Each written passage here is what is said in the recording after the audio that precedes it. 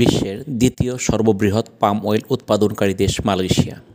রাস্তার ধারে পাম বাগান, তবে অধিকাংশ পাম বাগান শহর থেকে অনেক দূর প্রত্যন্ত অঞ্চলে।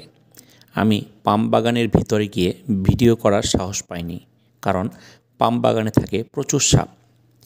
গ্রীষ্মমণ্ডলীয় অঞ্চল, সারা বছর প্রতিদিন বৃষ্টিপাত হয়, তাই ঘন জঙ্গল, যেখানে সাপের স্বর্গরাজ্য। আবার মালয়েশিয়ায় সাপ মারা নিষেধ, কারণ ইঁদুরের উপদ্রব বেশি।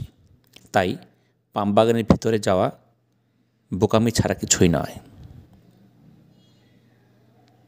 যারা এই পাম বাগানে কাজ করে তাদের জন্য অ্যান্টিভেনমের ব্যবস্থা থাকে।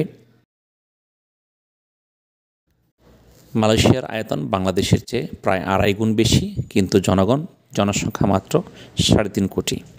অধিকাংশ জায়গা ঘন জঙ্গল, বিশাল বিশাল পাহাড় আর বিশাল পাম বাগান।